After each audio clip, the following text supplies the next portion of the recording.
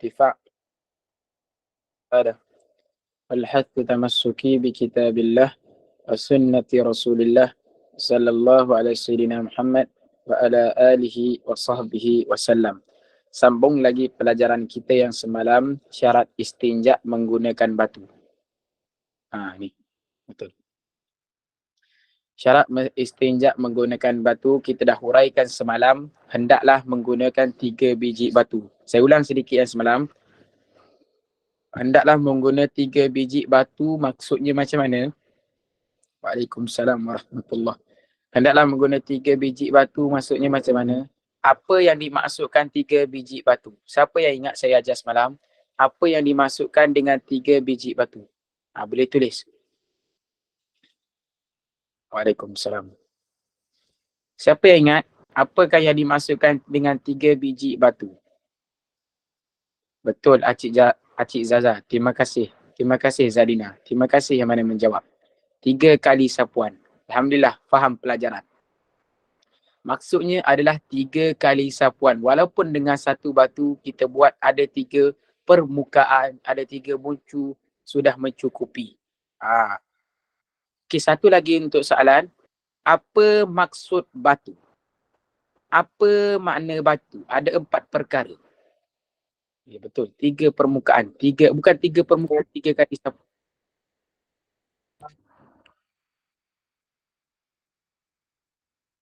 Waalaikumsalam warahmatullahi wabarakatuh. Okey, benda keras satu, susuhan. Betul, satu keras. Keras tak mudah hancur, ya, sama. Benda keras, suci, menghilangkan najis. Siapa tadi ada yang jawab full? MKO. Benda keras, suci, menghilangkan najis. Bukan daripada benda yang mulia. Terima kasih MKO. Terima kasih yang mana menjawab. Betul. 4 perkara ini merangkumi sifat batu. Maksudnya jika batu yang anda gunakan, jika batu tersebut, terima kasih yang mana menjawab. Betul. 4 perkara. Terima kasih. Jika berlakunya ataupun orang panggil apa? Jika ada 4 sifat ni, alat bersuci awak ataupun alat ganti untuk kita beristinja dengan 4 sifat ni, maka kita boleh beristinja dengan benda tersebut lah. Okay. Itu yang pertama kita dah belajar semalam. Yang kedua, kita akan masuk yang kedua. Okay, fokus pada pelajaran. Fokus pada pelajaran. Ada nak tanya dulu? Tanya satu soalan, lepas tu saya akan mulakan pelajaran. Maaf Ustaz, saya nak tanya. Saya sedang kerja, tak dapat nak join lama. Kalau nak tengok rakaman kelas di mana ya? Oh, untuk kelas rakaman, nanti, ramai yang sangat, saya lupa nak cakap semalam. Ramai sangat yang PM saya semalam, yang tanya tentang recording. Kalau boleh, tentang recording ni, saya tak tahu sangat sebenarnya. Sebab admin yang akan bagi. Nanti admin, setahu saya admin akan post ataupun akan bagi link rakaman itu selepas sehari 2 hari kelas. Faham tak? Macam kita kelas hari ni kan, mungkin untuk kelas hari ni kita dapat recording untuk esok. Ramai yang tanya saya, itulah jawapan dia. Takut ada yang mana yang tanya saya tak sempat lagi nak jawab. Jawapan dia macam tu. Untuk recording, untuk link rakaman tu, tu admin yang akan bagi. Sehari ataupun 2 hari lepas kelas dia akan bagi dalam grup masing-masing. Macam kita grup 9.0 kan. Kita grup 9.0, nanti tengoklah sehari 2 lepas kelas ni admin akan bagi link rakaman. Boleh tengok kat situ lah. Faham? Tengok pada grup masing-masing. Macam kita grup 9.0 kan. Kita tengok pada grup 9.0. Okay. Kita masuk yang kedua, kita akan belajar sama lagi bab istinja. Kena ada 8 syarat ni. Jika ada 8 syarat ni baru kita boleh beristinja. Jika kurang tak boleh. Yang kedua apa? Hendaklah batu boleh membersihkan tempat najis. Okey. Hendaklah batu kita tadi boleh membersihkan tempat najis. Maksudnya tempat najis ni kat mana? Kat mana kat tempat najis? Pada kemaluan depan dan kemaluan belakang. Maksudnya dengan batu tersebut ataupun alat bersuci kita ataupun alat istinja yang kita guna tu, benda tersebut mampu untuk menghilangkan ataupun untuk membersihkan tempat najis kita. Faham? Jika batu ataupun tisu, perlulah benda itu boleh membersihkan dengan benda itu tak hancur dan apa? Orang panggil apa? Benda itu tak hancur, maka benda itu boleh digunakan lah. Boleh digunakan untuk beristinja.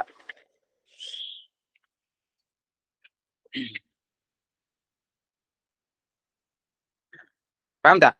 Bagi kemaluan lelaki, bagi kepala zakar tu. Bagi kemaluan lelaki pada kepala zakar dia.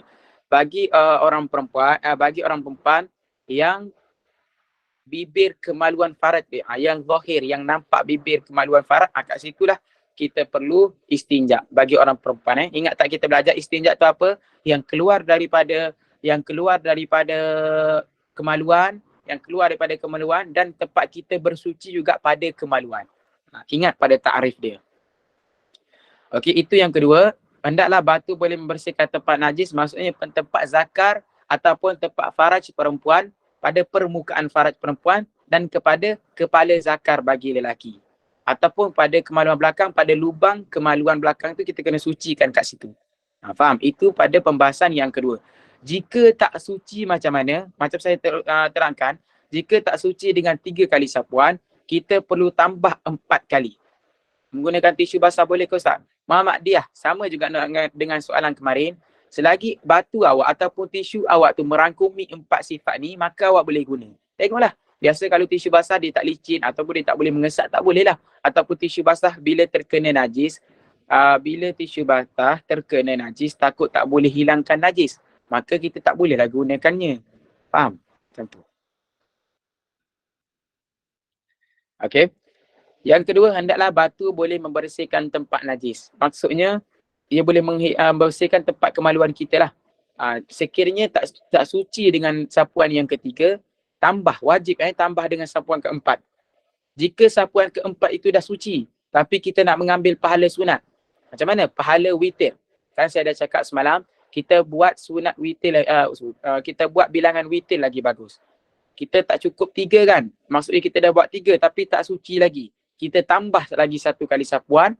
Lepas kita tambah lagi 1 sapuan, kita pun nak ambil pahala witir. Kita pun buat sekali lagi, sekadar lalu sahaja untuk pada kemaluan kita untuk mendapatkan pahala sunat. Faham? Itu masalah yang kedua. Masalah yang ketiga, hendaklah najis tersebut belum kering. Maksudnya najis yang keluar daripada kemaluan kita itu belum kering. Maksudnya kering macam mana? Maksudnya kat sini, kering sehingga keringnya menyebabkan apabila kita nak istinja dengan batu ataupun dengan alat istinja kita yang lain tak kisah, yang merangkumi sifat 4 tu, apabila kita nak istinja tak boleh. Sebab apa? Najis tu kering. Najis tu dah melekat pada kemaluan kita. Selagi mana kita boleh beristinja, selagi mana alat kita itu boleh mengesat, selagi mana alat kita boleh menghilangkan, bolehlah. Tapi selagi mana najis kita itu kering. Maksud dia kering kat sini tak kisahlah najis tu semua kering ataupun separuh saja kering, separuh basah. Tak kisah. Yang penting dikata kering.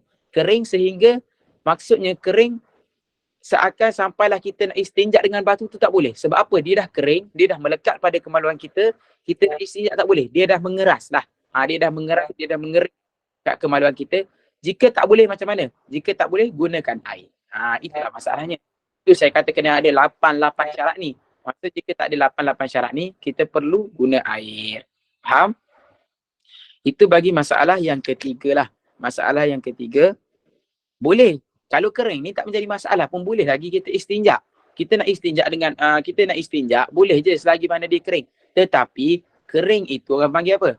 Kalau tak ada air, kalau air memang tak ada macam mana Ustaz? Macam saya cakap, kita just lap macam biasa. Lepas tu kita solat jika waktu yang sempit lah. Jika waktu yang sempit. Jika waktu yang tak sempit, kita perlu cari air. Pukul 3 contoh, kita istinja, tak ada air. Kita pun asal dalam 4.30 ataupun 4.40, sejam lebih lagi. Kita pergi cari air dulu untuk menyucikan najis kita. Faham tak? Jangan solat terus. Yang saya bagi contoh kena solat tu bagi orang yang dia keluar tu, yang waktu dah sempit. Maksudnya asal 4.40, dia istinja pukul 4.30.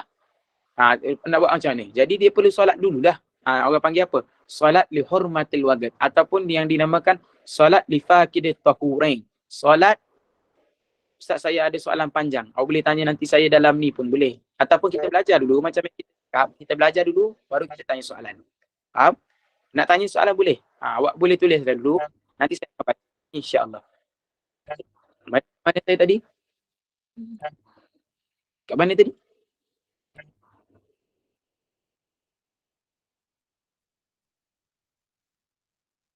Kat bahagian mana tadi?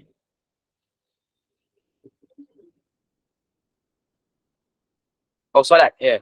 Solat betul lah. Dekat solat tadi, solat hormatul waktu ataupun yang dinamakan solat lifaqidut tahurain ataupun yang dinamakan solat yang hilang dua alat bersuci. Hilang air, hilang debu.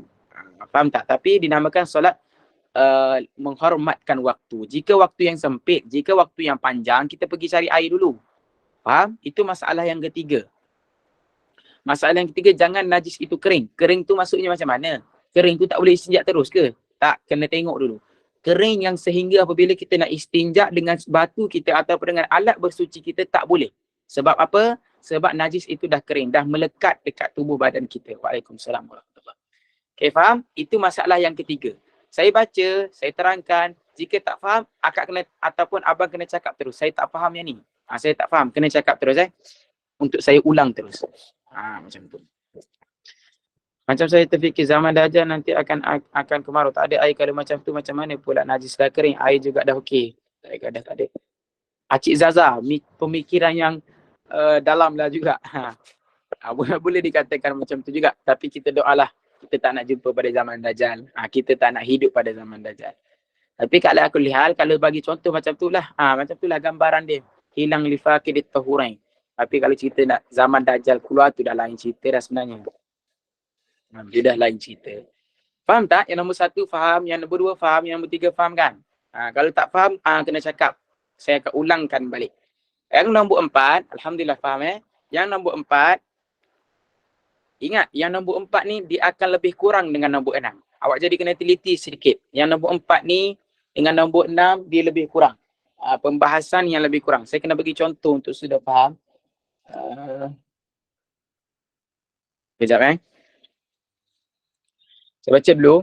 Yang nombor empat ni, faham betul-betul, dengar betul-betul. Dia kata, hendaklah najis tersebut belum bergerak ke tempat lain. Apa maksud bergerak kat sini? Dengan dia bukan mengalir, dia melompat. Melompat dengan mengalir lain Ini contoh kemaluan lah. Saya bagi contoh, ini kemaluan lelaki. Melompat macam ni. Air kencing tu melompat, terkena pada tempat lain. Itu melompat. Kalau mengalir, itu lain. Ini saya nak ceritakan pada yang empat ini, dia kata, hendaklah najis tersebut belum bergerak ke tempat lain.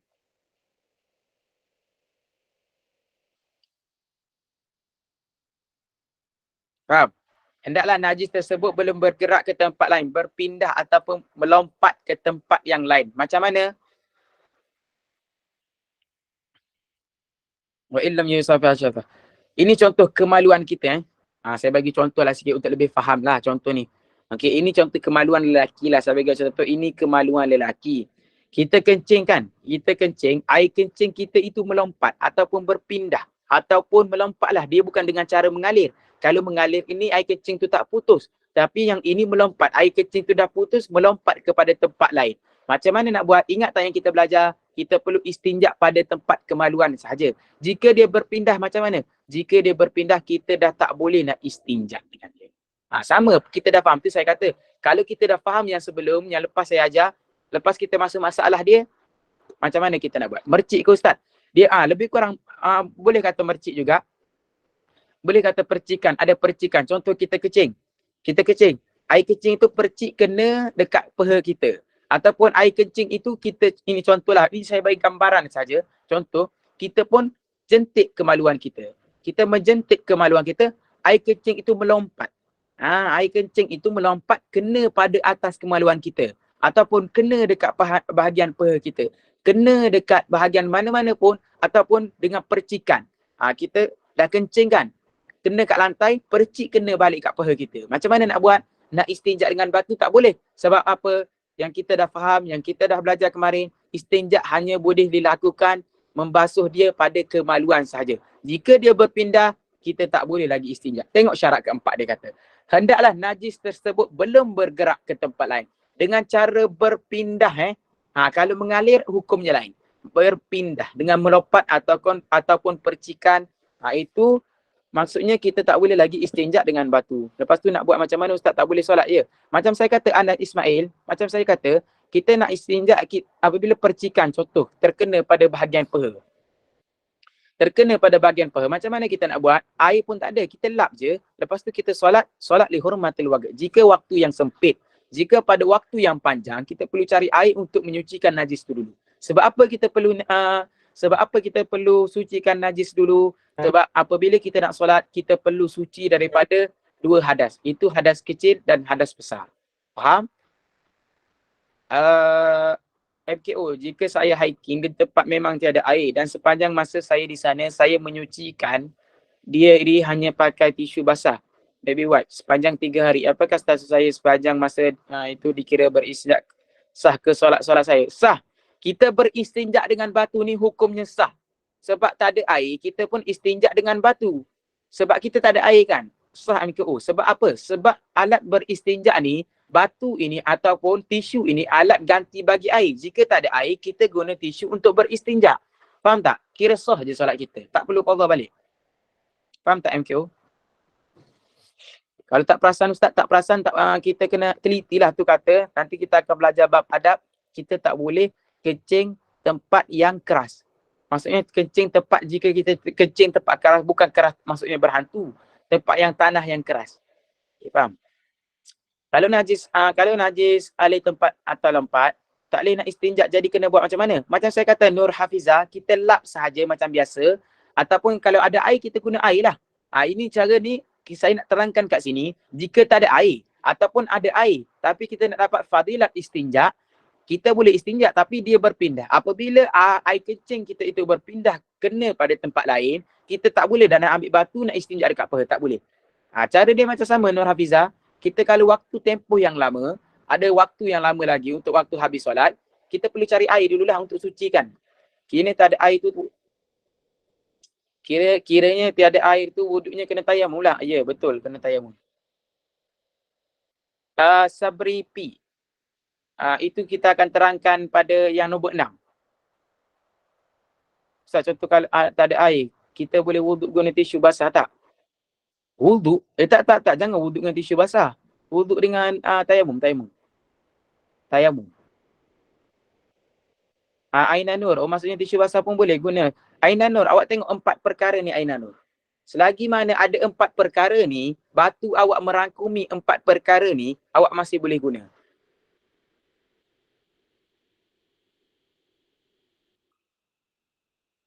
Macam mana tu? Ustaz habis kalau kenapa pakai macam mana? Tak faham Afiqah? Tak faham Afiqah? Macam mana soalan awak? Okey, faham tak yang nombor 4 tu? Maksudnya janganlah hendak najis tersebut belum bergerak ke tempat lain. Dia tidak berpindah pada tempat lain. Ingat berpindah. Maksudnya dengan percikan ataupun dengan cara melompat kepada tempat yang lain. Itu masalah yang keempat. Walaupun air kecil itu melompat kena kepala zakar kita sendiri pun tak boleh. Tak boleh. Kalau dia dah berpindah, maksud dia berlompat, dia bukan dengan cara yang mengalir, kita tak boleh nak istinjak dengan batu. Kalau tak boleh istinjak dengan batu macam mana? Kita kena guna air. Kalau tak ada air macam mana? Kita perlu basuh dulu dengan kita perlu cari air. Jika waktu yang panjang. Jika waktu yang pendek macam mana? Kita solat dulu. Solat li hurmatil waqt. Jelas? Macam tu.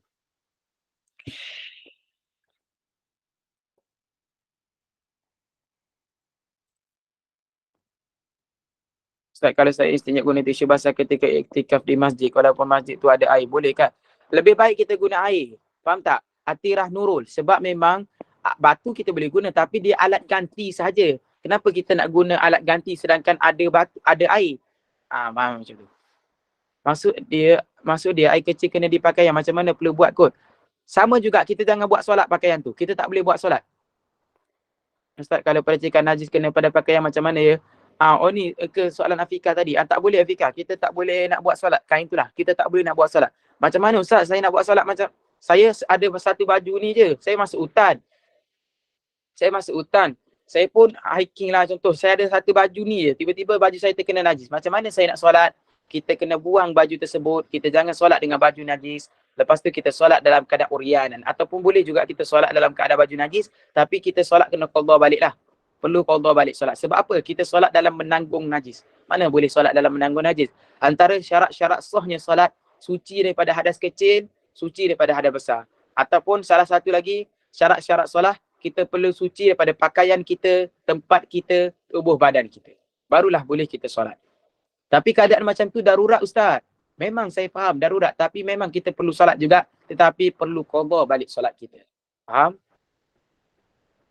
Senang cerita ada air bilik, ada air baik guna air lah kan, betul. Senang cerita ada guna air ada air. Tapi ini itulah saya kata, hukum ni terjadi apabila tak ada air. Tapi kalau kita nak combo dua-dua pun lagi bagus. Kita nak guna batu dulu, nak guna air pun boleh. Tanya dulu, saya akan baca dulu. Lepas tu kita akan jawab soalan. Faham? Itu yang keempat Itu yang keempat. Yang kelima, hendaklah najis tersebut tidak bercampur dengan najis atau benda lain. Maksudnya janganlah air kencing kita tadi. Saya bagi contoh yang sama, yang lebih kurang. Ini ini zakar kita bagi orang lelaki lah. Hendaklah najis tersebut tidak bercampur dengan najis. Maksudnya bercampur dengan najis macam mana? Kita tengah kencing kan. Tiba-tiba atas siling rumah kita tu ada darah menitis. Contoh, ada cicak yang mati ataupun benda-benda bangkai yang mati, darah dia, ini saya bagi sekadar contoh sajalah. Darah dia menitis kena pada kemaluan kita, bercampur dengan air kencing kita. Macam mana nak buat? Kita dah tak boleh guna istinja dengan batu. Sebab apa? Sebab dia dah bercampur dengan najis. Itu salah satu sebab.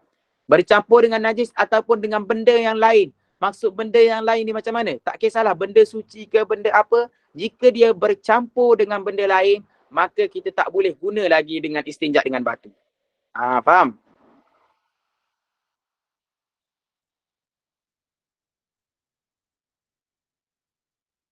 Ataupun bercampur dengan benda yang suci. Dia kata dengan najis ataupun benda lain. Benda lain ni masuk benda yang suci ataupun benda-benda lain. Contohlah kita kencing. Tiba-tiba kita kencing tepi jalan lah contoh. Ataupun kita kencing berdekatan dengan jalan. Tiba-tiba datang angin meniup debu-debu. Sehingga debu itu melekat ataupun bercampur dengan kemaluan kita. Macam mana nak buat? Kita dah tak boleh istinja dengan air, kita tak boleh istinja dengan batu, kita perlu istinja dengan air. Faham?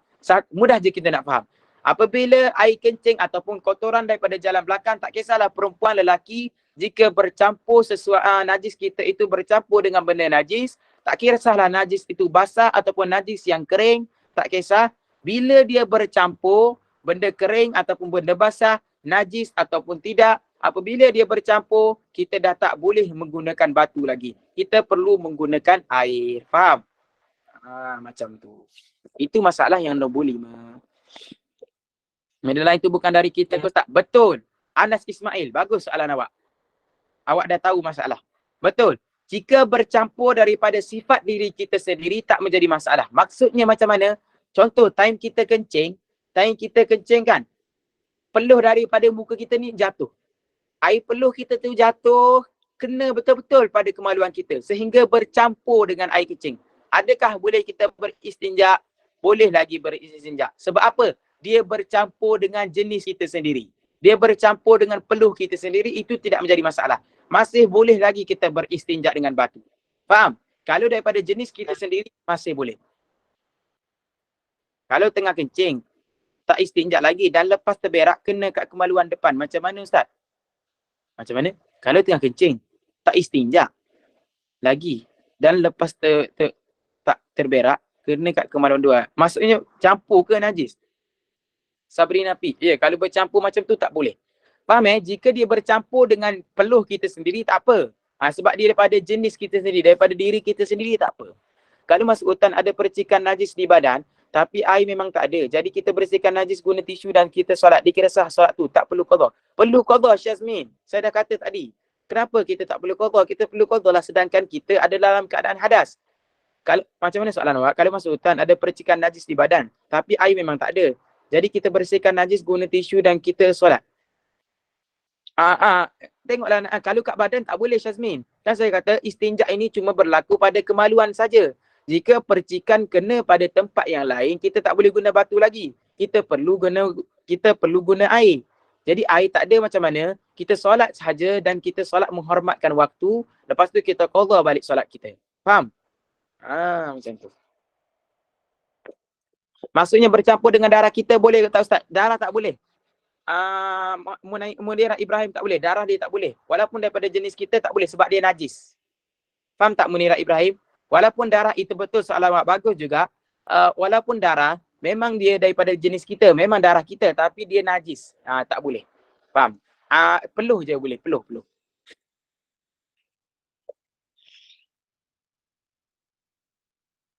Kalau saya dah jawab, kira tak boleh bercampur dengan anggota badan istinja ke Ustaz? MKO macam mana? Ya, jika percikan, macam ni jawab nak faham tu, saya kata kena faham betul-betul. Apa itu istinja? Istinja itu apa-apa yang keluar daripada kemaluan dan cara nak menyucikan kat mana? Dekat kemaluan juga. Barulah kita boleh istinja dengan batu. Maksudnya, jika percikan kena pada tempat lain, kita tak boleh istinja dah lah. Faham tak? Sebab saya dah cakap daripada awal lagi, istinja ini najis yang keluar daripada kemaluan dan tempat kita bersuci najis tu kat mana? Dekat kemaluan juga. Jika berpindah, kita dah tak boleh suci dengan batu lagi. Macam tu.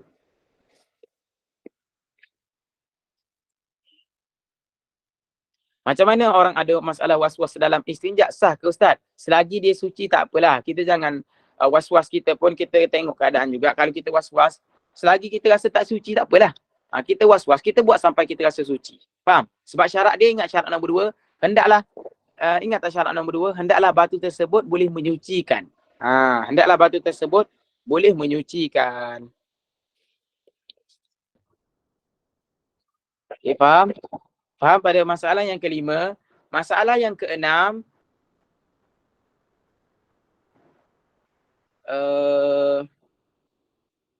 masalah yang keenam, hendaklah najis tersebut tidak berpindah dari, saya tak ingat, saya tanya student mana semalam saya tanya student kelas ni ke saya tanya student kelas Zuhur sebenarnya saya tak ingat nak cakap, kita akan ikut student, saya akan mengajar cara macam mana student nak.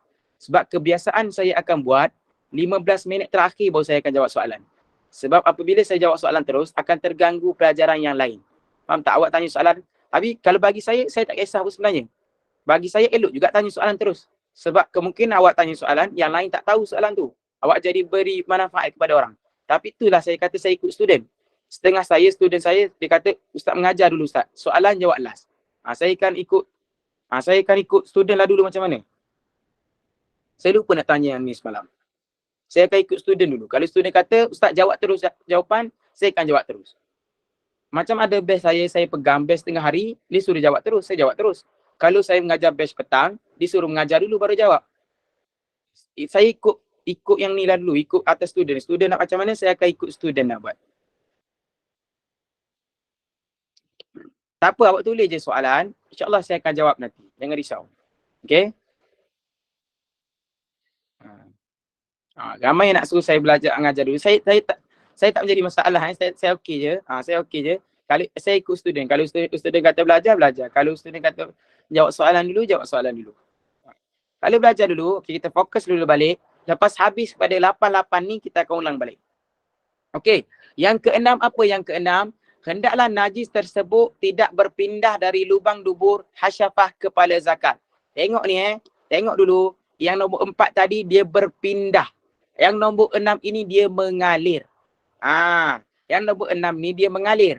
Maksudnya yang nombor 6 ni, hendaklah najis tersebut tidak berpindah ataupun tidak mengalir daripada lubang dubur hasyafah kepala zakar. Okey, saya bagi contoh. Ini kepala, ini zakar bagi lelaki. Ini kepala zakar. Yang kat depan ini adalah kepala zakar. Jika air kencing itu mengalir tidak melepasi kepala zakar, ini kepala zakar kan. Contoh kat bahagian depan ni kepala zakar. Air kencing kita mengalir sedikit saja.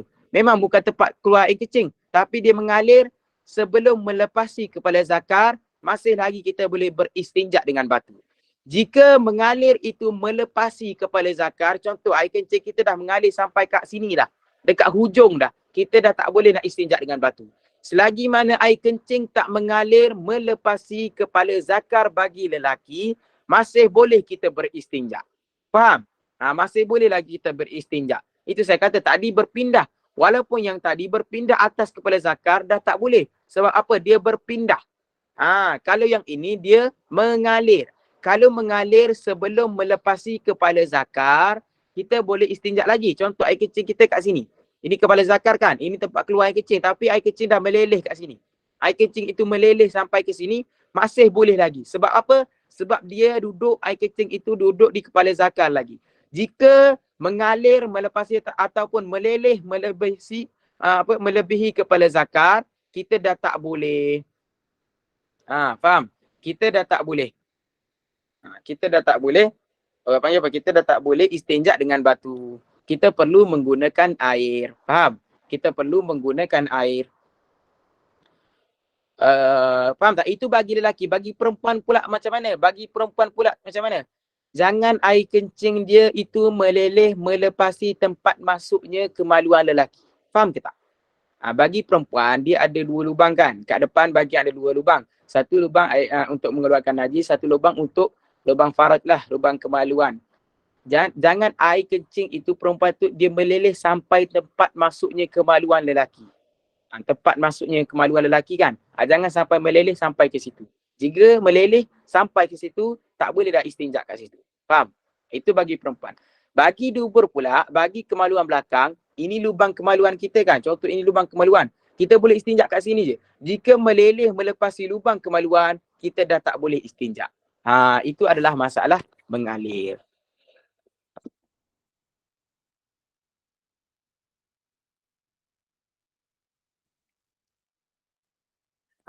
Kadang-kadang persoalan ni kan, kadang-kadang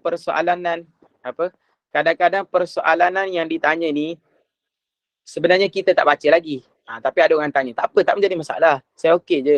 Macam kita belajar kan, orang pun tanya macam mana kalau macam ni. Kadang-kadang lepas kita baca, insya-Allah soalan awak akan terjawab. Jika tak terjawab, awak tanya, saya akan jawab.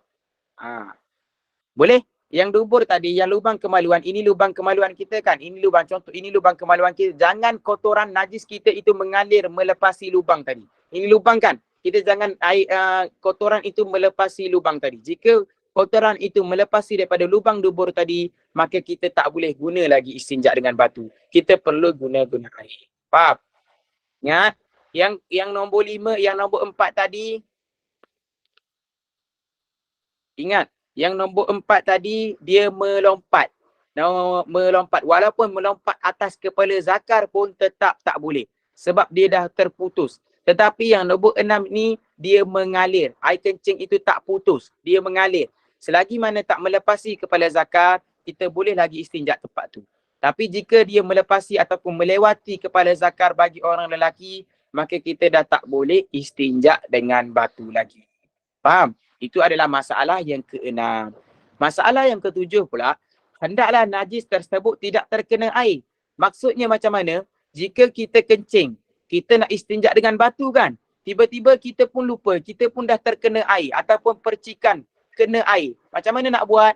Kita dah tak boleh guna istinja dengan batu lagi. Sebab apa? Sebab air boleh menghilangkan kedua-duanya sekali. Boleh menghilangkan zahir kotoran, boleh menghilangkan batin kotoran. Boleh menghilangkan bau-bau dan boleh menghilangkan kotoran-kotoran yang kita nampak. Kalau batu tak boleh. Macam saya cakap semalam, kalau batu dia boleh menghilangkan zahir kotoran saja. Dia tak boleh nak menghilangkan batin, dia tak boleh menghilangkan bau-baunya sekali. Faham?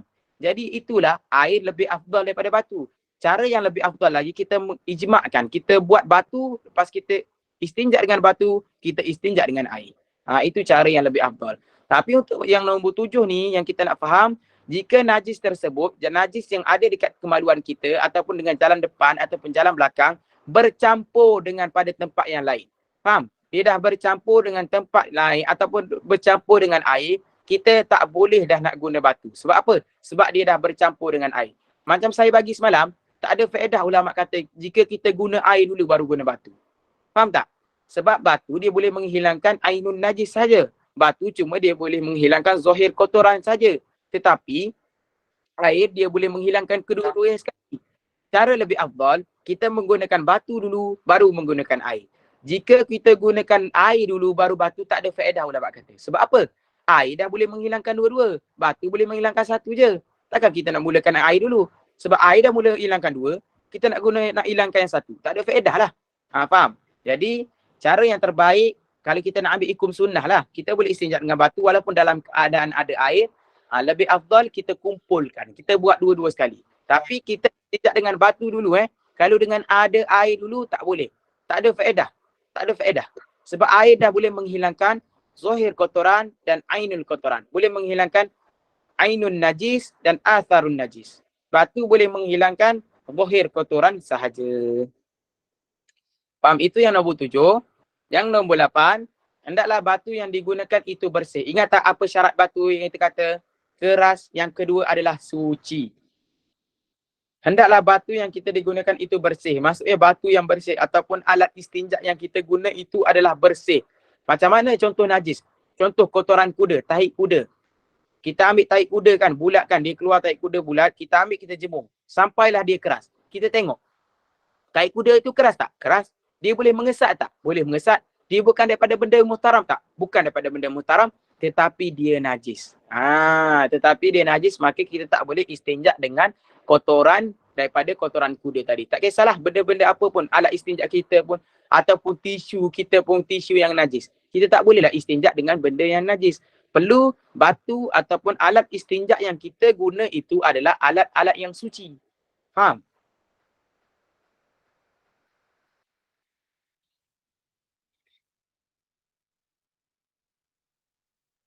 Faham tak? Itu adalah orang panggil 8 rukun ataupun 8 syarat cara kita nak istinja. Perlu ada 8 syarat ni. Jika kita kurang daripada salah satunya, maka kita tak bolehlah guna batu, kita perlu guna air. Okay, kita dah habis 8 syarat istinja ni. Penting, kita jangan tak penting. Tak apa Ustaz, rumah saya selalu ada air. Bukan kalau tak guna batu tak sah juga. Tak boleh juga macam tu. Ini adalah ilmu, kita perlu tahu. Jika akan berlaku macam kita macam mana? Contoh kita pergi hiking ataupun kita masuk hutan ataupun kita buat tempat-tempat yang tak ada air. Kita pun nak istinja. Macam mana nak buat? Kita gantilah dengan istinja ni. Ingat istinja ni, bagus soalan ni daripada MKO tadi. Istinja ni, maksudnya jika kita istinja dengan cara yang sempurna disebabkan tak ada air, kita boleh solat macam biasa dan solat kita sah. Tak perlu qada lagi.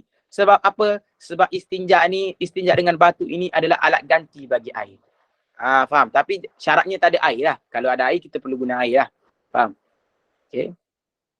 Ada yang siapa-siapa tak faham ataupun nak bertanya soalan, sebelum kita masuk bab baru, kita boleh tanya soalan. Saya buka soalan. Yang mana nak tanya soalan yang tak faham. Ataupun yang daripada 1 sampai 8, Ustaz saya tak faham sangat yang nombor 3, boleh ulang? Saya ulang balik. Kenapa perlu guna batu? Sebab memang diutuskan, memang alat bersuci, alat ganti batu. Memang alat bersuci istinja ni kita menggunakan batu. Tapi macam saya dah kata, boleh je kita nak guna benda lain. Selagi mana ada 4 syarat ni boleh. Faham?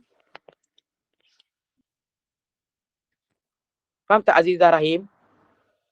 Azizah Rahim hadir kelas malam.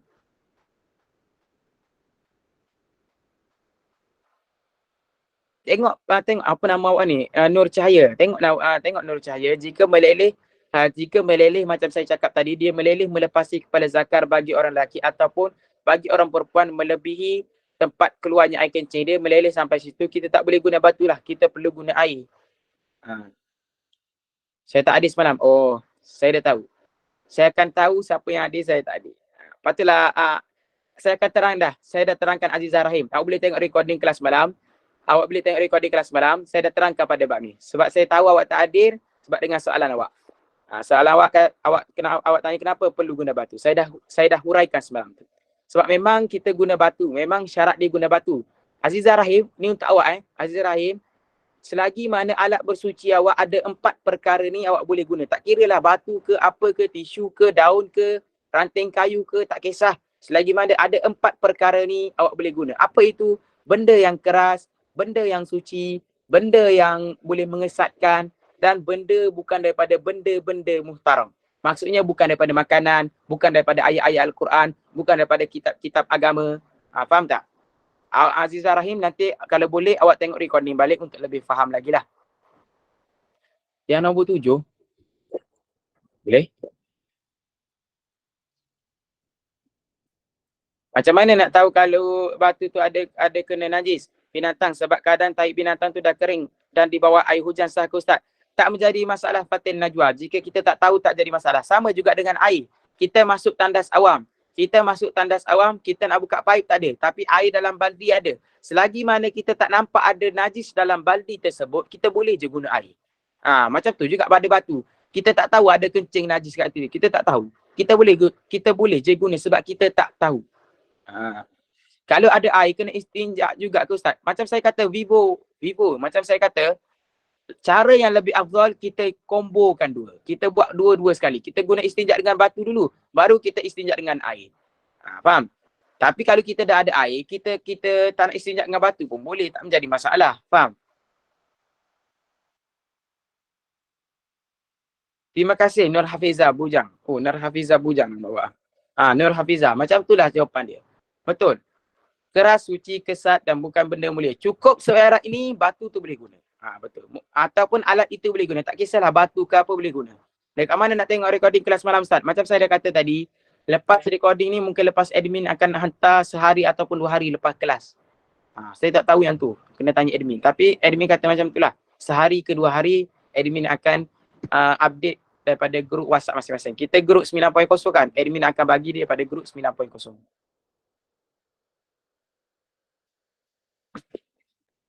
Saya tak faham nombor 2. Siapa lagi yang tak faham? Nombor 2 tak faham. Ada yang tak faham nombor 7. Ustaz nombor 7. Okey, saya ulang. Nombor 7, nombor 2. Siapa lagi? Rekodi semalam dah masuk. Tengok. Mia tu. Apa? Mia Amira. Dia kata rekodi semalam dah ada. Rekodi semalam dah ada. Tengok. Mana siapa nama awak tadi? Apa nama akak tadi? Akak Azizah Rahim. Akak boleh tengok balik.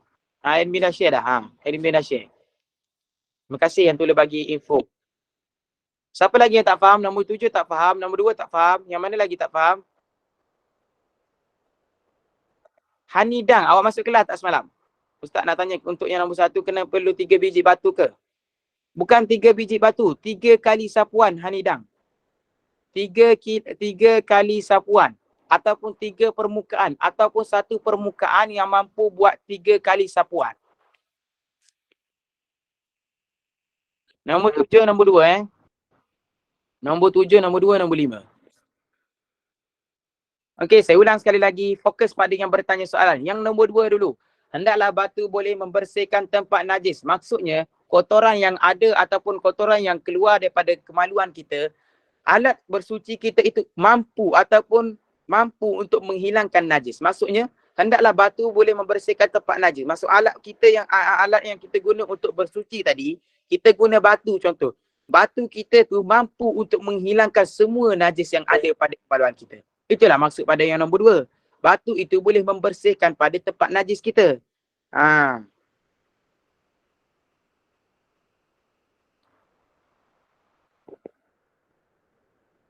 Nombor 2, lagi nombor apa dia? Nombor 2, nombor 7 kan? Nombor 7. Hendaklah najis tersebut tidak terkena air. Yang nombor 7 senang je. Jika awak kencing, tiba-tiba awak lupalah gambaran yang paling senang. Awak lupa, awak ambil air dulu pergi basuh. Ataupun menghasilkan percikan. Tengah kencing, kita buka air dalam baldi kan. Air yang dalam baldi itu percik kena pada kemaluan kita. Bercampur dengan air kencing kita. Dia bercampur dengan air. Kita tak boleh istinjak lagi. Faham? Kita dah tak boleh istinjak lagi. Sebab apa? Dia dah bercampur dengan air. Sebab apa apabila bercampur dengan air kita tak boleh istinjak lagi? Macam saya kata, air itu dah boleh menghilangkan kedua-duanya sekali. Boleh menghilangkan air najis, boleh menghilangkan atharun najis. Jadi apa lagi faedah kalau kita nak guna batu? Sedangkan batu boleh menghilangkan satu sifat saja. Sedangkan air boleh menghilangkan 2 sifat. Faham tak? Itu yang nombor 7. Yang nombor 5 tak faham juga. Yang nombor 5, hendaklah najis tersebut tidak bercampur dengan najis. Maksud contoh awak tengah kencing kan, tiba-tiba atas shilling rumah awak tu jatuh darah, terkena pada kemaluan awak. Sehingga darah dengan najis awak tadi bercampur. Najis bercampur dengan najis, tapi bukan maksud dia kat situ. Maksud dia kat apabila bercampur. Maksudnya najis awak itu dah bercampur dengan air kencing awak ataupun darah tadi yang jatuh daripada shilling rumah awak tu, dia bercampur dengan najis awak, maka kita tak boleh lagi istinjak guna batu. Sebab apa? Sebab dia dah bercampur dengan benda lain. Itu benda najis. Kalau bercampur dengan benda yang suci macam mana? Bercampur dengan benda suci macam mana? Kita kencing tepi pantai, tiba-tiba angin datang, meniup debu-debu dekat pantai tu sehingga debu itu bercampur dengan air bercampur dengan kencing kita tadi. Bercampur dengan air kencing yang ada dekat kemaluan kita. Maka kita tak boleh lagi istinjak dengan batu. Sebab apa? Dia dah bercampur dengan benda. Kecuali peluh kita. Kalau peluh kita boleh lagi. Kalau peluh kita masih boleh.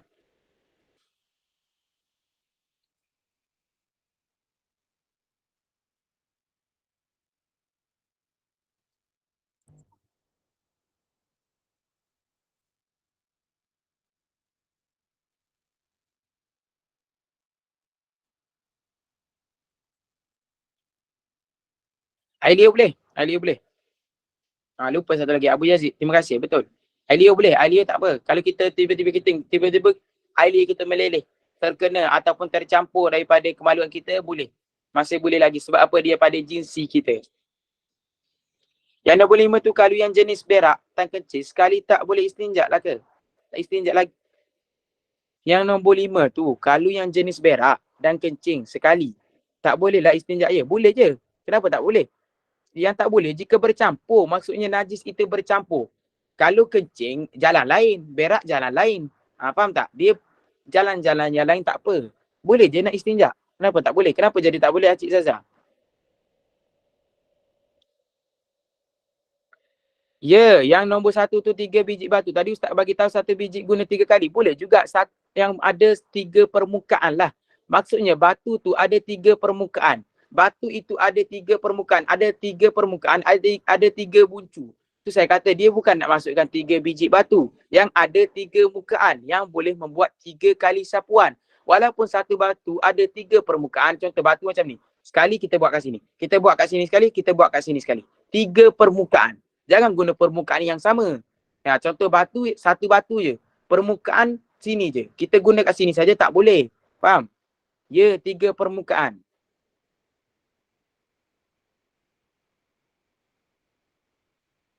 Biasanya kalau berak kadang dia meleleh ke kemaluan depan.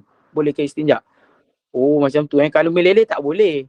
Kalau dah bercampur, tengoklah. Kalau bercampur tak boleh. Ataupun meleleh melepasi kepala zakar.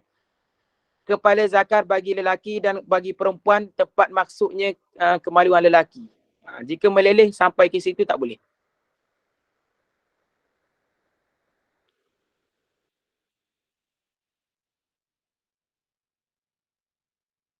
Maaf Ustaz, saya keluar dulu. Ada kerja. Maaf kalau kelas kedua saya masuk bolehkan tengah hari nanti.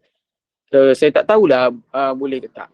Biasanya kita kena ikut kelas masing-masing rasanya. Untuk kelas tengah hari, student tengah hari. Saya rasa macam itulah. Tak tahulah. Kena tanya admin lah yang tu. Setahu saya macam itulah. Dekat grup Amir Hamzah, saya dah cakap. Tengok dekat grup masing-masing.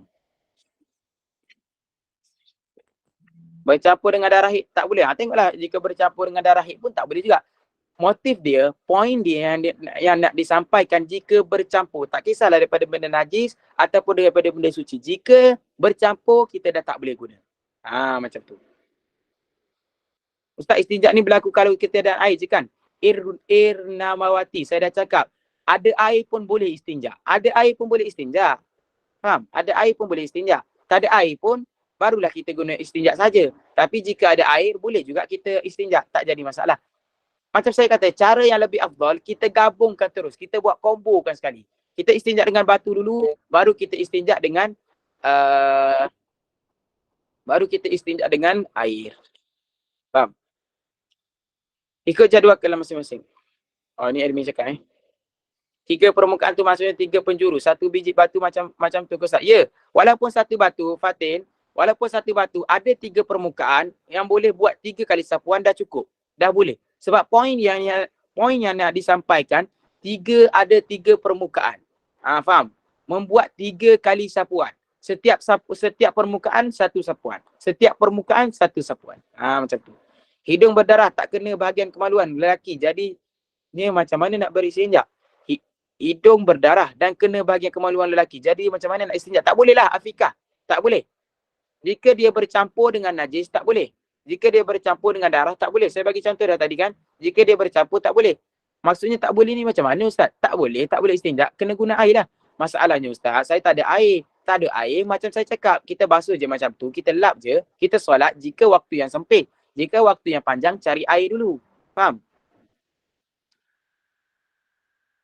Ya, betul Suryani Ibrahim. Kita bukan sentuh dengan tangan kita. Kita guna batu atau tisu lah. Tak nampak nombor 8 dah saya tak faham. Tak nampak nombor 8 dah saya tak faham. Admin, bawah sikit lagi. Yang nombor 8 tu, hendaklah batu yang digunakan itu bersih. Ingat tak yang kita belajar? Batu itu perlu bersih. Macam saya bagi contoh tadi, kotoran kuda. Kuda berak kan? Tokalan bulat macam ni. Kita ambil kotoran kuda tadi, kita jemur. Sampai dia keras. Sekarang kita nampak, boleh tak kita guna? Kita tengok sifat batu. Ada tak pada kotoran kuda ni? Yang pertama, keras. Oh, dah ada. Kita dah jemur semalam. Dah keras dah kotoran kuda. Yang kedua, dia boleh mengesatkan. Boleh menghilangkan najis. Boleh. Memang najis kuda ni memang boleh. Dan dia bukan daripada benda muhtaram. Memang bukan daripada benda muhtaram. Tapi satu sahaja syarat tak lepas. Apa itu? Dia adalah najis. Dia perlu pada benda yang suci. Tak kisahlah tisu ke apa ke, asalkan benda itu najis. Lagi mana benda itu najis, kita boleh beristinja dengannya. Faham? Faham tak Azizah Rahim? Untuk wanita air kencing akan meleleh akan terkena faraj, itu normal. Memang tak boleh istinja lah kan? Baik guna tisu ke wipe ke, betul kan Ustaz? Sama juga tu Yati Muhammad Yati. Dia apabila guna tisu tu orang panggil istinja juga. Tapi kalau orang perempuan memang dia akan mudah untuk mengalir pada masuk mengalir lah. Tapi tak apalah guna air saja. Macam itulah.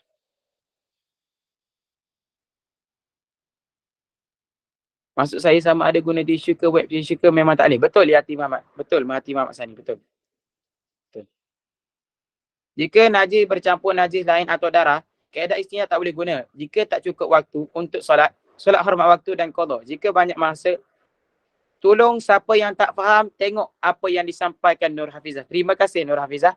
Lengkap juga dia cakap, lebih kurang lengkap. Dia kata jika najis bercampur najis lain atau darah, tak kisahlah, ataupun benda suci, boleh tambah sikit pada ayat tu, ataupun benda yang suci, kaedah dia macam mana? Istinja tak boleh guna. Tak boleh guna istinja lah. Sebab apa? Sebab dia dah bercampur. Macam mana nak buat? Jika tak cukup waktu, tengok dia terangkan kat sini. Bagus Nur Hafizah. Dia kata jika tak cukup waktu, solat hormat waktu dulu dan qada balik. Jika banyak waktu, kita cari air dulu. Sebab apa? Kita nak sucikan apa yang tak suci itulah. Terima kasih. Ustaz, zaman sekarang ni bawa tisu lah kan untuk istinja, lepas tu basuh guna air. Betul. Betul Suryani Ibrahim. Betul. Kalau ada air, kita guna air sekali. Kalau tak ada air, macam kita pergi tempat yang orang panggil apa? Tempat-tempat yang perkampungan, kita takut tak ada air, kita prepare lah tisu. Kita prepare tisu, takut tak ada air, kita boleh istinja dengan tisu saja. Boleh. Lepas kita istinja dengan tisu, kita solat kita sah. Sebab kita dah guna alat ganti jika tak ada air. Faham? Macam tu.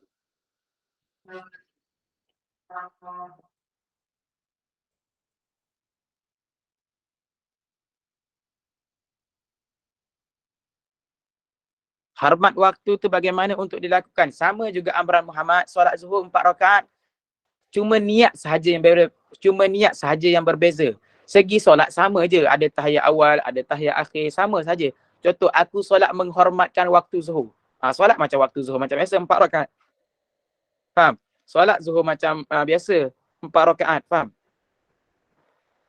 Itulah solat hormat waktu, cuma niat sahaja yang berubah. Kalau niat sahaja aku solat fardu zuhur, itu niat yang biasa. Tetapi kalau bagi orang yang nak solat hormat waktu, sahaja aku solat menghormatkan waktu sahaja. Kalau beristinja dengan daun boleh Ustaz. Nurul Azura, awak tengok daun awak tu ada tak 4 sifat ni? Kalau daun awak tu ada 4 sifat ni, awak boleh guna. Kalau tak ada, tak boleh guna.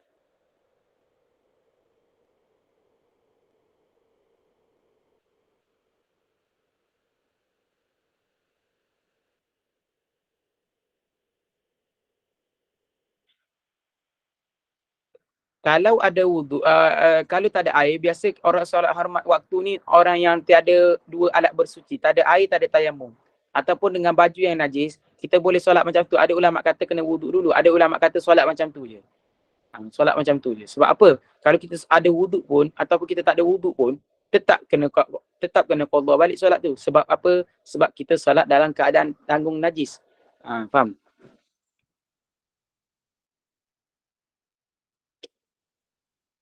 Faham? Ada soalan yang ditanyakan lagi?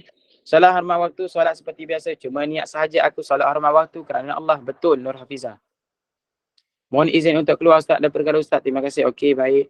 Macam solat dalam kereta masa jam. Betul juga. Boleh jadi juga. Mira Amin. Mira apa? Mia Amira. Niatnya sahaja aku menghormatkan waktu, tak perlu debut waktu apa ya. Saja aku solat menghormatkan waktu zuhur. Sebutlah. Sebut. Saja aku solat menghormatkan waktu zuhur. Darah tak boleh, tapi perlu air liur boleh, air mata boleh. Tak salah, air mata boleh juga. Daripada jenis kita, air mata, air liur. Darah tu tak boleh. Sebab apa? Daripada najis. Walaupun daripada jenis kita, dia tetap najis. Air mata boleh.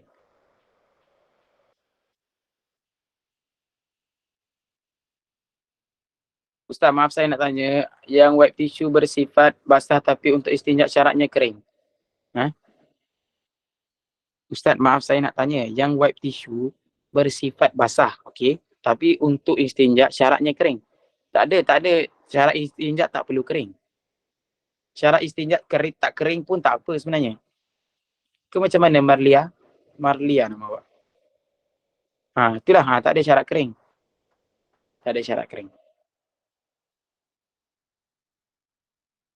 Dengan makan boleh ke contoh kuih? Dengan makanan. Muhammad Zaid tak boleh. Sebab apa? Kan saya dah kata, yang terakhir apa? Jangan daripada benda-benda yang mulia. Terima kasih Anas. Terima kasih Anas.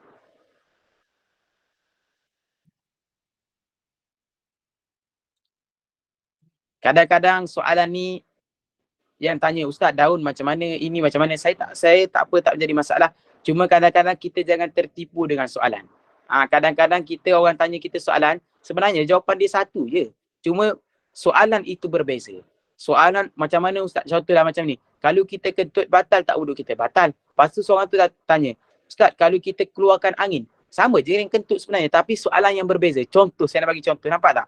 Tapi soalan dia cuma mainkan soalan saja. Jawapan dia tetap sama saja. Jadi kita jangan tertipu dengan soalan. Faham?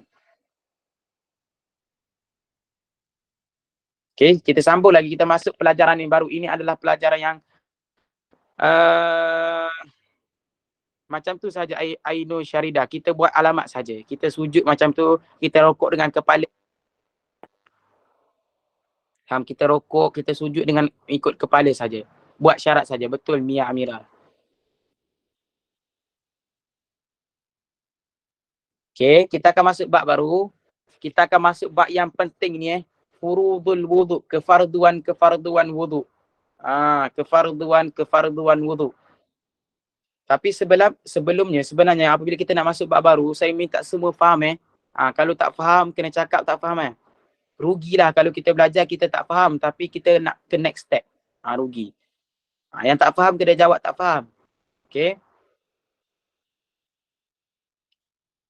Kita akan masuk pada bab baru furudul wudu. Kefarduan wudu ada 6. Maksudnya fardul wudu ini ada 6 perkara sahaja. Kefarduan wudu ini ada 6 perkara saja. Maksudnya macam mana? Jika awak melakukan 6 perkara ini sahaja, maka wudu awak dah sah. Ustaz, macam mana berkumur? Ustaz, macam mana al-istinsyaq? Ustaz, macam mana masukkan air ke dalam hidung? Ustaz, macam mana masuk tengkak? Macam mana membasuh telinga? Itu adalah perkara sunnah sahaja. Itu adalah perkara sunat sahaja. Jika kita tinggal hukumnya makruh tapi wuduk kita sah. Faham? Kita tinggal perkara-perkara sunat wuduk adalah hukumnya makruh tetapi kita buat dia kalau kita buat kita dapat pahala sunat lah. Tapi jika kita tak buat hukumnya makruh tapi tetap solat kita ataupun wuduk kita sah. Faham? Cuma 6 perkara sahaja yang wuduk fardu kita buat. Kurang daripada 6 ini, maksudnya bukan daripada 6 ini adalah perkara sunat sahaja. Berkumur tak ada pun Ustaz. Berkumur adalah sunat. Macam tu. Okey. Sebelum saya masuk, tapi lebih afdal kita ambil semua kesunah-sunah Nabi. Semalam ada orang PM saya, macam mana Ustaz cara kita nak khusyuk pada solat? Ulama mengatakan macam mana kita nak khusyuk? Ulama kata kita tengok pada wuduk kita lagi. Kalau wuduk kita sempurna, kita wuduk dengan sempurna, mengambil sunah-sunah semua, insya-Allah solat kita akan jadi mudah. Solat kita akan jadi khusyuk. Ni kita wuduk pun tak berapa kena sangat. Jadi macam mana Allah nak bagi khusyukkan solat kita? Faham? Sebagai contoh sahaja. Okey? Saya sakit mulut sebenarnya. Tak boleh cakap sangat.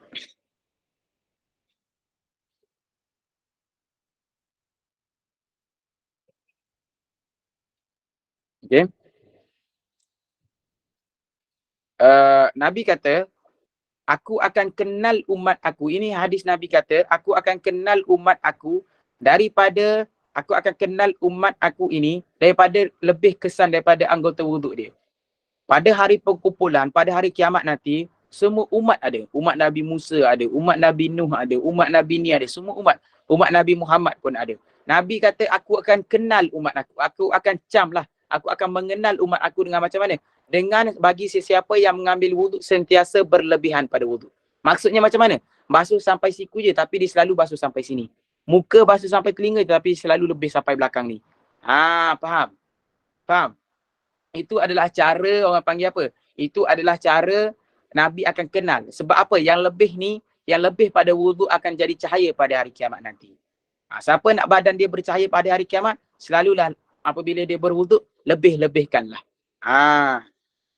Macam saya kata Azizah Rahim tadi, bukan tak berdosa. Tak berdosa. Kita tinggal makruh saja hukumnya, tak berdosa. Wuduk kita pun sah, cuma makruh saja hukumnya. Nur Hafizah, cukup fardul wuduk, tinggal sunat wuduk hukumnya makruh, cuma wuduknya sah. Terima kasih Nur Hafizah. Betul. Betul. Kita tinggal hukumnya makruh, tak adalah sampai berdosa. Cuma makruh hukumnya. Wuduk kita tetap sah. Okey? Kita akan masuk yang pertama. Kita dah faham, kita nak tentang kata apa. Ini ada dalil dalam ayat Al-Ma'idah, ayat ke-6. Ataupun ayat ke-berapa, saya lupa. Dalil ayat Al-Quran. Kita apabila kita belajar ilmu agama ni, apabila kita belajar, kita berpegang pada 4 pendapat. Kita pegang pada Al-Quran, dalil Al-Quran, kita pegang pada hadis Nabi, kita pegang pada ijma' ulama, kita pegang pada qiyas. Kita pegang pada 4 pendapat ini saja. Maksudnya macam mana? Allah mengatakan, ya ayyuhalladzina amanu idza kuntum ila salah. Dalam ayat Al-Quran Allah kata, wahai orang-orang yang beriman, ya ayyuhalladzina amanu idza kuntum ila salah. Jika kamu ingin mendirikan salat, faghsilu wujuhakum. Dalam ayat Al-Quran mengatakan macam tu. Ini dalil mengatakan, orang panggil apa? Dalil nak mengatakan fardul wudu ini wajib. Ijma', bukan ijma'. Ijma' ini dengan mesyuarat para ulama. Dengan pendapat-pendapat ulama. Faham? Ijma'. Okey? Sambung lagi. Ya ayyuhalladzina amanu idza kuntum ila shalah faghsilu wujuhakum. Ini dalil Al-Quran dalam ayat Al-Quran kata, faghsilu wujuhakum, maka basuhlah muka-muka kamu. Maka wajiblah. Faham tak? Yang sebut dalam Al-Quran ni wajib kita buat. Wa aghsilu aydiyakum ilal marafiq. Maka dia kata apa? Basuhlah tangan kamu ke siku. Dalam ayat Al-Quran kata, wamsahu biru'usikum, maka sapulah bahagian kepala kamu. Wa arjulakum ilal ka'bain, dan basuhlah kaki sampai ke buku lali. Itu lengkap ada dalam Al-Quran yang mengatakan dalil Al-Quran yang mengatakan itu 4 perkara itu wajib. Dalam wuduk kita ni 4 basah 2 kering. Sekejap telefon saya pun tak ada bateri dah. Ngecas.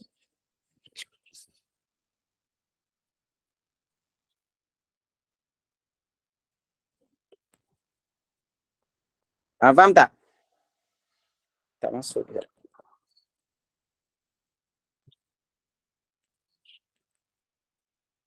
Empat basah 2 kering. Apa yang basah? Basuh muka basah. Basuh tangan ke siku basah. Basuh kepala anggota basah. Basuh kaki anggota basah. 2 yang kering apa? Niat dan tertib. Niat adalah kita kena niat semasa kita wuduk. Tertib adalah kita mengikut tertib. Okey, kita masuk yang pertama. Saya dah bagi dalil Al-Quran semua. Saya dah terangkan sedikit sebanyak. Kita akan masuk pada pembahasan yang pertama. Pembahasan yang pertama yang mengatakan an-niat. Kita perlu niat semasa kita nak berwuduk, kita perlu ada niat. Ya, ijma' adalah pendapat-pendapat ulama. Betul.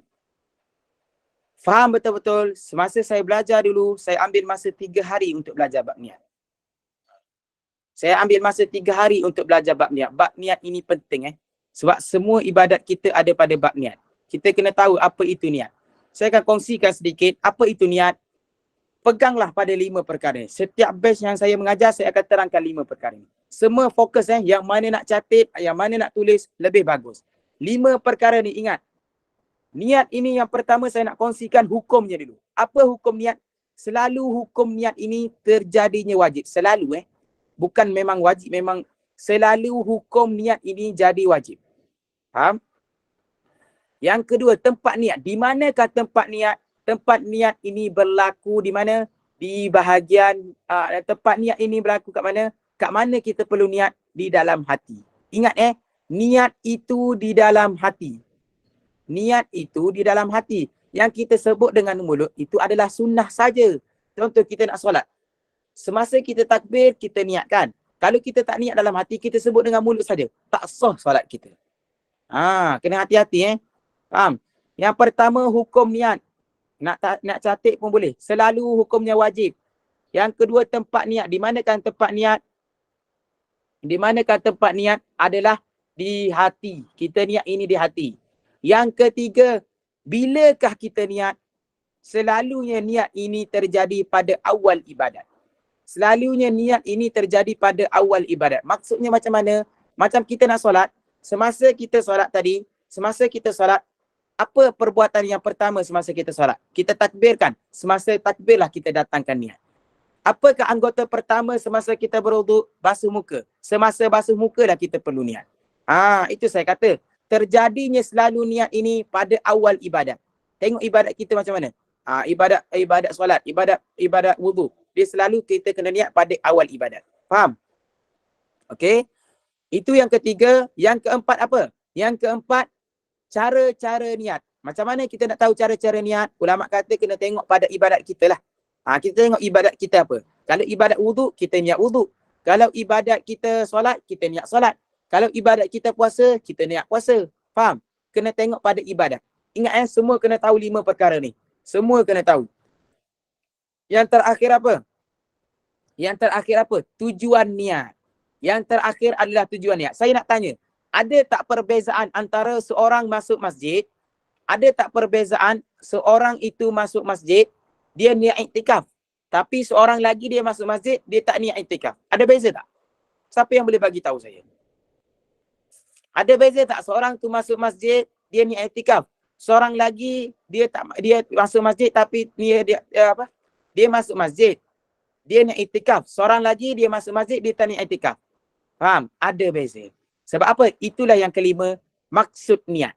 Tujuan niat ini apa tujuan niat? Tujuan niat ini dia boleh membezakan antara ibadat dan perkara yang biasa. Seorang tu masuk masjid, dia tak niat iktikaf, tak dapat pahala iktikaf. Seorang tadi dia masuk masjid, dia niat iktikaf, dapat pahala iktikaf. Itulah kalau kita ada niat, kita boleh membezakan antara ibadat dan benda biasa. Faham? Ini poin yang saya cakap ni tak ada dalam buku. Tu saya catat. Tu saya suruh tulis. Yang mana nak tulis boleh. Sebab poin yang saya cakap ni dia tak ada dalam buku. Saya dengar tak boleh sebut nama Allah dalam toilet. Macam mana niat kalau ambil wuduk dalam toilet? Kenapa nak sebut? Siti Khairuna Nisa, saya dah kata niat itu dalam hati. Jangan salah faham. Sebelum saya baca lebih dalam, saya nak awak faham dulu apa. Saya akan ulang balik. Yang mana tak sempat, saya akan ulang balik. Yang pertama, hukum niat. Selalunya wajib. Hukum niat selalunya wajib. Itu yang pertama. Yang kedua, dekat manakah kita niat? Dekat hati. Kita niat dekat hati.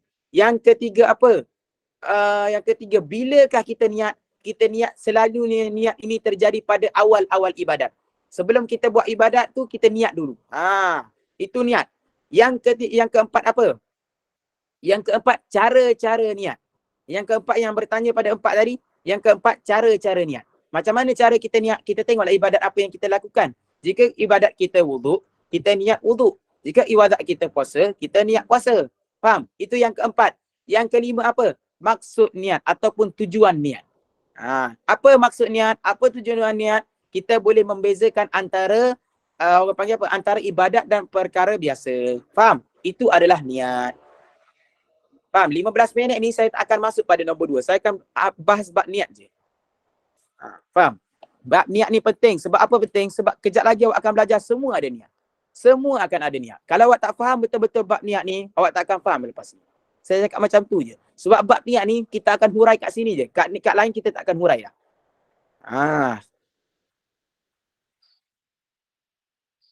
Nak mula-mula basuh tangan kena niat dan baca apa? Dekat basuh tangan itu niat sunat saja. Sahaja aku mengambil sunat-sunat wuduk. Tapi kalau tak niat pun tak dapat pahala sunat lah. Tapi nak kata kalau tak niat pun kat situ, tak dapat sah juga wuduk kita. Niat kat sebenarnya orang panggil apa? Dekat bahagian muka. Cara niat saya tak sebut lagi, Syazmin.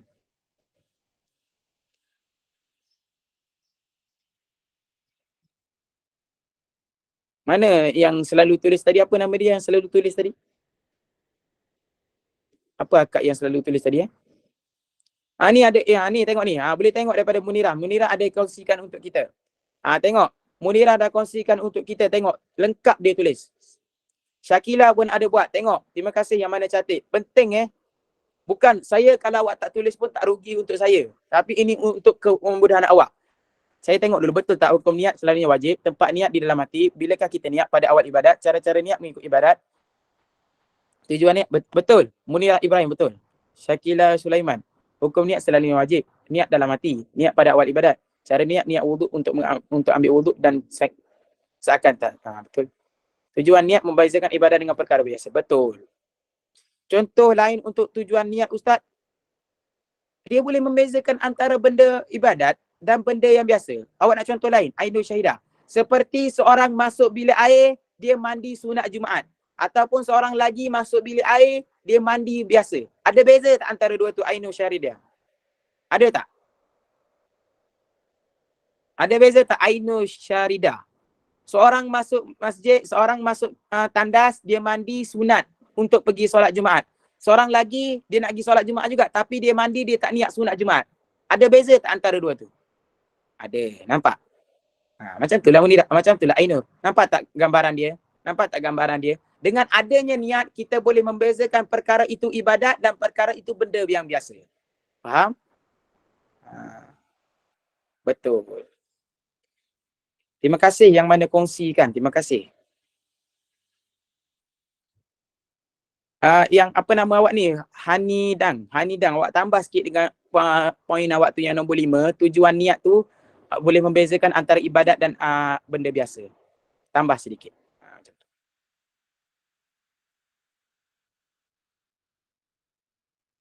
Tak jadi masalah Syakila Sulaiman. Tak menjadi masalah. Kita nak niat. Bukan. Tak boleh Syakila. Kalau kita nak niat mandi wajib. Ingat tak? Tu saya kata pentingnya awak pegang 5 perkara ni. Sebab apa? Saya dah kata. Bilakah terjadinya niat? Selalunya terjadi awal ibadat. Soalan awak Syakila. Kalau niat mandi wajib lebih afdal sebelum masuk toilet atau dalam toilet? Mana boleh kita niat sebelum masuk toilet? Sebab apa? Sebab apabila air tu dah terkena pada anggota badan, masa itulah kita niat. Itu saya kata awak kena pegang 5 poin ni. Sangat penting. Sebab awak akan faham nanti. Dengan ada 5 poin penting ni, awak akan faham. Oh, selalu terjadi. Tapi saya kata bukan wajib macam tu. Selalunya jadi macam tu. Faham? Bukan wajib. Selalu jadi macam tu. Macam buat puasa. Ni yang saya tanya tadi, Nur Hafizah ni. Dia selalu buat ni. Okay? Yang saya kata tadi, bagi puasa. Faham? Apa nama awak tadi? Syakila. Faham tak? Saya...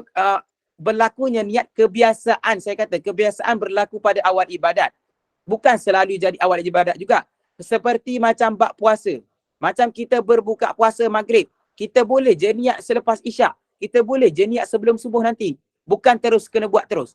Ada juga ibadat bukan buat terus. Tapi kebanyakan ibadat niat ini kena, orang panggil apa? Kena apa? Niat ibadat ini bukan macam apa? Orang panggil niat ini selalu terjadi pada awal ibadat. Ya, mandi wajib masa air kena pada tubuh badan. Barulah kita boleh niat. Kalau kita niat sebelum kita masuk tandas, tak boleh. Tak boleh, tak boleh. Ya, betul. Khuzaifah, betul. Kalau kita tak niat, tak sah wuduk kita. Kalau tak sah wuduk kita, tak sah solat kita. Okey. Musa Anwar, Ustaz ulang balik lafaz niat sunat untuk basuh tangan dan hidung sebelum kita mula wuduk. Itu sunat saja kita niat. Tapi kita niat ni kita dapat pahala lah. Kita dapat pahala sunat. Kita niat sahaja aku mengambil sunat-sunat wuduk kerana Allah Ta'ala.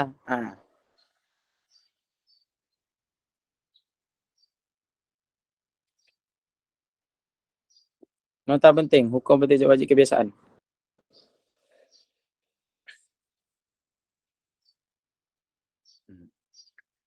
Nur Hafizah. Yang nombor 2 awak tu tempat niat hati. Lafaz pada mulut sahaja tak sah. Betul. Cuma awak tambah sikit lafaz itu adalah sunat.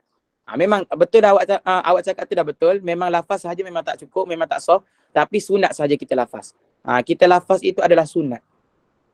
Bila di awal ibadat, cara niat mengikut jenis ibadat yang dilakukan seperti solat, puasa, betul. Tujuan niat dapat bezakan antara kelaluan ibadat perkara biasa. Antara kelaluan, apa kelaluan? Mandi wajib masa air kena pada tubuh badan, betul. Oh, kelakuan. Kalau baca niat dalam hati, memang niat dalam hati I am Dodi. Tu saya kata kena pegang 5 perkara ni. Tu saya tak nak berenjak. Jujur saya cakap, saya belajar 3 hari bab niat dengan ustaz saya. Memang niat dalam hati. Tulis satu lagi poin. Saya minta tulis satu lagi poin.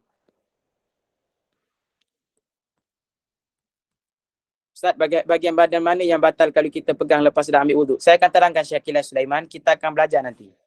4 perkara sahaja perkara yang membatalkan wuduk. Hanya 4 perkara sahaja. Faham? Niat semua dalam hati. Jangan salah faham. Niat dalam hati niat dalam hati Ustaz, niat dalam hati. Dalam bahasa Melayu boleh ke? Boleh Syafiqah. Boleh, tak menjadi masalah. Niat bahasa Melayu pun boleh. Ustaz, kalau kita dah mandi, boleh terus solat atau kena mandi wuduk lagi. Ustaz, kalau kita dah mandi, boleh terus solat atau kena ambil wuduk lagi. Mandi apa? Mandi wajib ke? Kalau kita tak ada wuduk, kita perlu ambil wuduk balik lah untuk mandi. Untuk solat. Baru faham. Kalau ambil wuduk dalam toilet, niat dalam hati je. Masa ambil wuduk, kat muka, kat mulut tak payah niat. Sebab kat mulut sunat je. Betul ke Ustaz? Betul, Husaifah Rahman. Betul. Niat dekat mulut ni ulama kata untuk gagahkan daripada hati saja. Kita sebut dengan mulut, dari hati kita mudah nak terikut. Itu adalah perkara sunnah saja. Niat adalah lintasan hati sahabatku.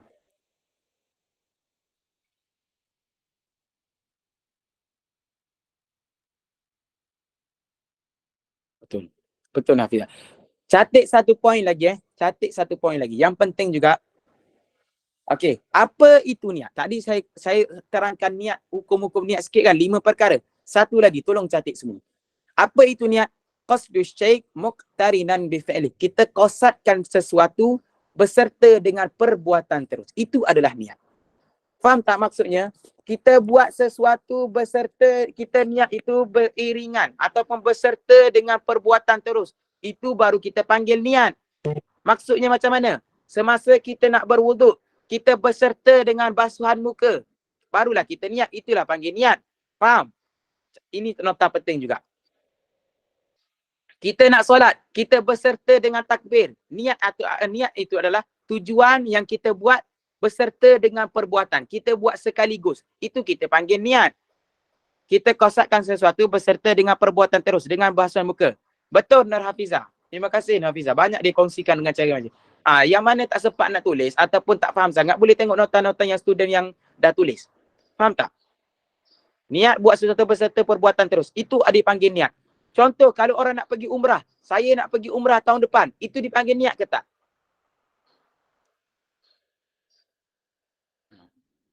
Maksud saya, awak faham kan? Bukan nota kat sini je. Maksud awak simpan lah nota yang awak tulis tu. Macam tu kan? Ida Win dikatakan niat. Ada yang dikatakan tak niat. Ida Win, kenapa awak kata niat? Rina, kenapa awak kata niat? Kenapa kata niat? Kan saya dah kata niat ini perbuatan yang kita lakukan terus. Saya baru kata tadi, awak kata niat juga. Bukan niat Itu orang panggil apa? Itu azam. Kita berazam. Saya berazam nak pergi umrah tahun depan. Itu dipanggilkan azam. Faham tak? Ataupun rancangan, boleh juga. Kita planning. Bukan niat. Niat ini kita buat terus. Kita niat dan kita terus buat. Itu adalah niat. Faham? Apa bagus Idawin, awak berani untuk menjawab. Yang berani menjawab lebih bagus. Kalau salah tak apa, kita dalam fasa belajar, salah itu biasa. Salah itu biasa. Kat sinilah kita nak betulkan. Faham? Selama ni salah faham, tengok bahaya tak sah wuduk awak. Tu saya kata teliti betul-betul bab wuduk. Biasa semalam saya mengajar kelas ganti. Saya mengajar kelas ganti bahagian 4. Saya mengajar kelas ganti kelas petang. Ustaz kita ada yang kita boleh jalan laju, kita jalan laju. Yang mana kita terpaksa slow, kita slow. Sebab niat ini ataupun wajib ini ataupun wuduk ini penting sebenarnya. Awak dah 5 kali sehari awak berwuduk. Tapi awak tak tahu macam mana nak berwuduk. Jadi saya hold sikit. Tak apa ambil masa yang lama pun pada buat wuduk.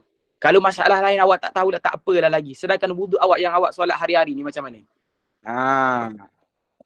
Pelajaran baru niat dan azam. Tengok, itu adalah niat, yang satu lagi adalah azam. Faham? Betul Anas Ismail. Ustaz, masa basuh muka bahagian belah boleh ke baca dalam hati sucikan tanganku dari dosa-dosa? Doa baca dalam hati ataupun lafaz pun boleh, tak menjadi masalah. Betul, boleh. Nanti kita akan belajar buku satu lagi esok. Esok kita akan belajar buku satu lagi, saya akan tunjuk contoh. Okey, kita dah habis. Saya dah habis terang. saya ajar cara niat pula. Ini yang terakhir lah. Sebelum kita tutup kelas kita, saya ajar cara niat pula. Macam mana niat? Sahaja aku berwuduk kerana Allah Ta'ala. Sahaja aku mengambil air sembahyang. Sahaja aku mengangkat hadas kecil. 3 cara ni boleh kita niat.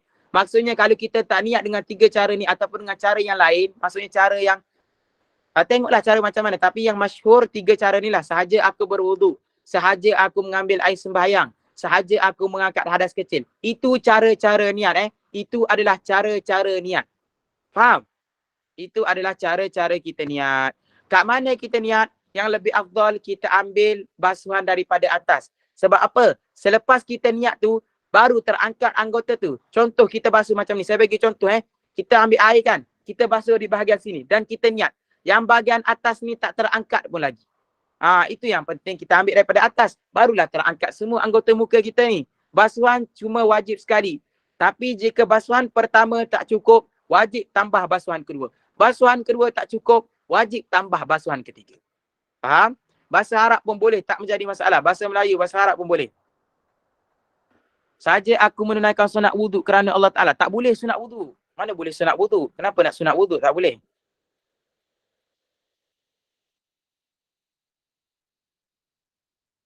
Boleh. Zurina sinu. Baca bismillah boleh.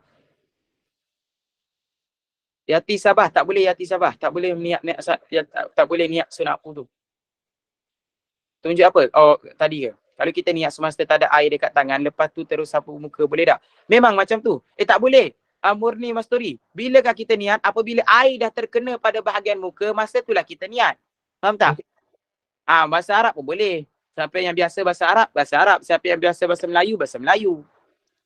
Saja aku berwuduk kerana Allah Ta'ala, boleh. Boleh.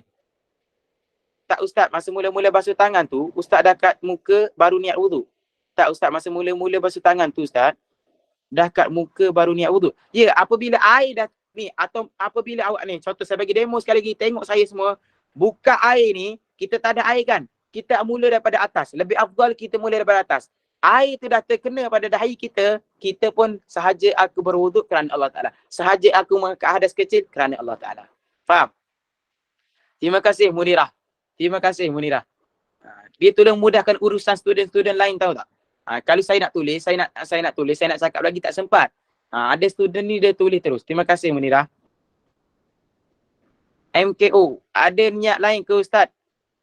Ada niat lain ke Ustaz masa basuh bahagian wuduk sunat tangan dan kumu-kumu? Niat tu saja aku mengambil sunat wuduk je. Itu niat yang biasa kita dengar lah. Biasa kita dengar macam tu. Saya guna bahasa Melayu sebab tak reti bahasa Arab. Boleh juga yati sabah, tak menjadi masalah. Tapi jangan sebut sunat yati, jangan sebut.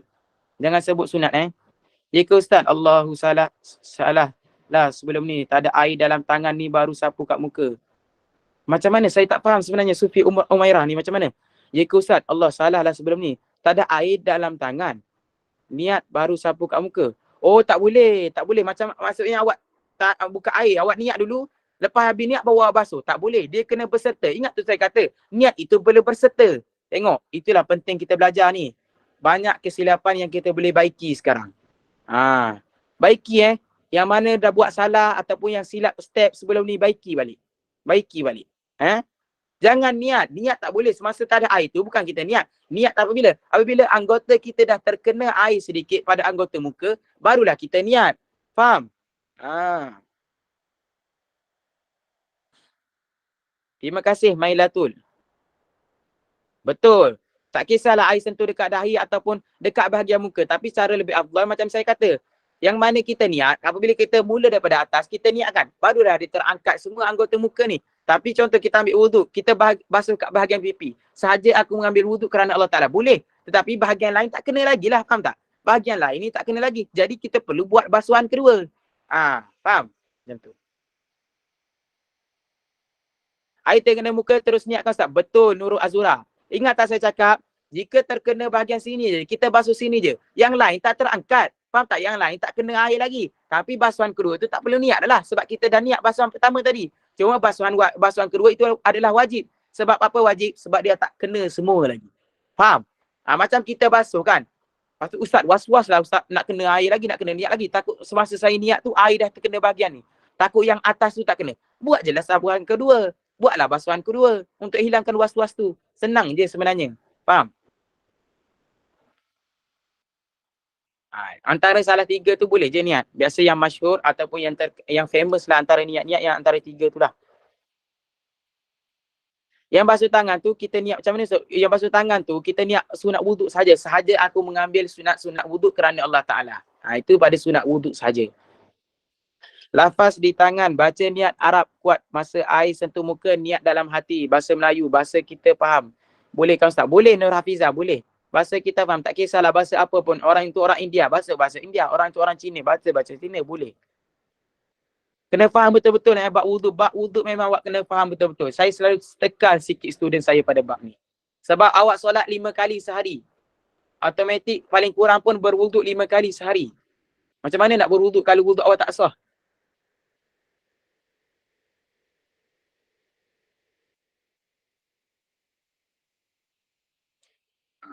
Kadang-kadang Manarina Baris, dia tak ada sampai 4-5 kali. Senang je macam ni. Kita basuh kan. Apabila kita basuh, kita pun niat. Kita pun rasa, semasa aku niat tadi, tak terangkat lagi lah bahagian atas ni. Kita buat je lah basuhan kedua. Selagi mana kena, tapi tak ikutlah. Selagi mana awak tak yakin kena, memang kena tambah. Tapi jangan kita kena buanglah sifat was-was kita tu sebenarnya. Okey, kita habis lah. Saya tak akan masuk pada bab lain. Kita akan pada sambung minggu depan lah. Kita pun dah habis masa. Kita dah belajar 8 syarat istinja.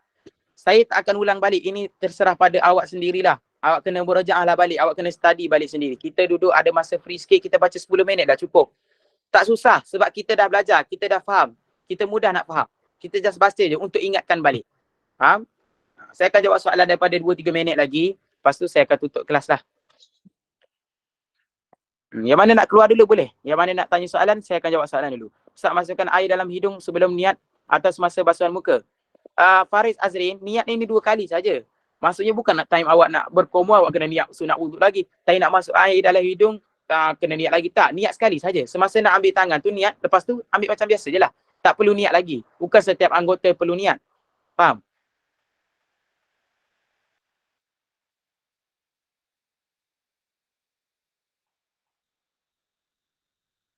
Mungkin dia salah faham bab sunat tangan tu, basuh tangannya Ustaz. Maksudnya sebelum kita mula wuduk kan kita selalu akan basuh pergelangan tangan, kumur dan masukkan air ke dalam hidung. Semasa inilah Ustaz maksudnya niat sunat wuduk. Betul, Musa Anwar. Faham? Betul yang awak cakap tu. Itu sebenarnya saya tak kongsikan selalunya. Selalunya saya tak kongsikan untuk student-student ni sunat wuduk. Sebab apa? Saya takut nanti kekeliruan.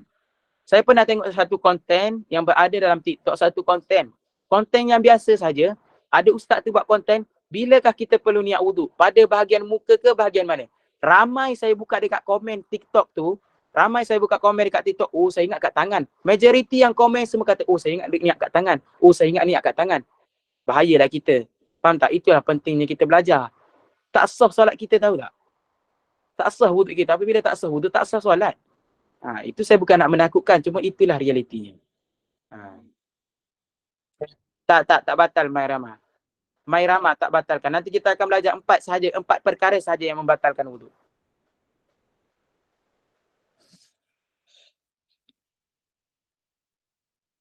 Tak baca bismillah pun boleh, Murni Masturi. Nak baca bismillah pun boleh. Tapi yang penting, yang wajibnya kita niat pada anggota muka. Faham?